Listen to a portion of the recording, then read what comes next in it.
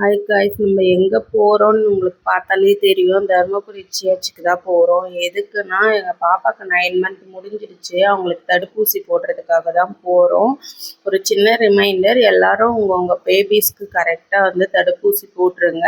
நம்ம ஜிஹெச்சில் தருமபுரி ஜிஹெச்சில் எல்லா நாளும் தடுப்பூசி போடுறாங்க. ஞாயிற்றுக்கிழமை மட்டும் போடுறதில்ல. ஸோ கரெக்டாக போய் போட்டுக்கோங்க உங்கள் பேபிஸ்க்கு. தடுப்பூசி போடுறதுக்கு தான் போயிட்டுருக்கோம். 26 நம்பரில் தான் பேபிஸ்க்கு பீடியாட்ரிஷியன் எல்லாம் பார்ப்பாங்க, செக் பண்ணுவாங்க, தடுப்பூசி போடுவாங்கன்னு சொன்னாங்க. அங்கே தான் போயிட்டுருக்கோம். அந்த ஃப்ளோர் 26 நம்பர். மேலே போகணும். ஃபஸ்ட் மாதிரியெல்லாம் கிடையாது, நல்லா நீட்டாக தான் இருந்துச்சு. எல்லாம் நல்லா மேனேஜ் பண்ணுறாங்க, சூப்பராக இருந்துச்சு. அப்புறம் போயிட்டு கொஞ்சம் கூட்டமாக இருந்துச்சு. அங்கே தான் வெயிட் பண்ணிகிட்டு இருந்தோம். போனோடனே ஃபஸ்ட்டு வெயிட்டு, அப்புறம் ஹைட் இதெல்லாம் செக் பண்ணுவாங்கன்னு சொன்னாங்க. போனோம், கொஞ்சம் உட்காந்துட்டு இருந்தோம். அப்புறம் கூப்பிட்டாங்க. போனோடனே பாப்பாவுக்கு வெயிட் செக் பண்ணாங்க. ஓகே, கரெக்டான வெயிட்டாக இருக்காங்க, நீங்கள் வெயிட் பண்ணுவாங்க, ஊசி போடுவாங்கன்னு சொன்னாங்க. நாங்கள் வெயிட் பண்ணோம்.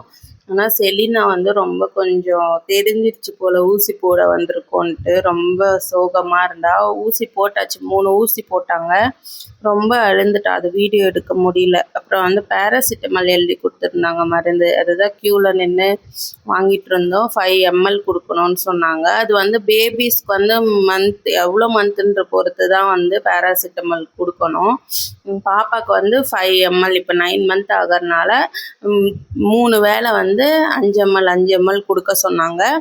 காய்ச்சல் வர்ற மாதிரி இருந்தால் கொடுத்தா போதும்னாங்க. அப்புறம் ஊசி போட்ட இடத்துல வீக்கம் இருந்தால் ஐஸ் கட்டி வச்சு ஒத்தடம் கொடுக்க சொன்னாங்க. அப்புறம் செலினா ரொம்ப டயர்ட் ஆகிட்டு அவளை சமாதானப்படுத்தி வந்தோம். அப்புறம் வெயில் ரொம்ப அதிகமாக இருந்தது. எங்களுக்கும் தண்ணி தாகமாக இருந்துச்சா, சரி கரும்பு ஜூஸ் கடையை பார்த்துட்டு சரி கரும்பு ஜூஸ் குடிக்கலான்னு வந்தோம். அப்புறம் நல்லா சில்லுன்னு ஐஸ் கட்டி போட்டு கொடுத்தாங்க. வெயிலுக்கு குடிக்கிறதுக்கு ரொம்ப நல்லா இருந்துச்சு.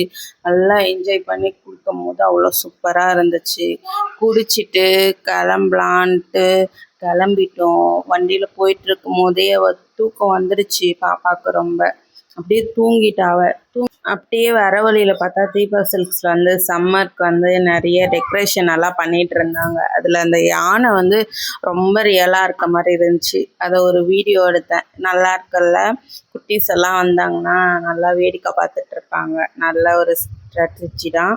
அப்புறம் அப்படியே கிளம்பிட்டோம். வீட்டுக்கு கொஞ்சம் நேரம் ரெஸ்ட் எடுத்தேன். மழை திடீர்னு வந்தது.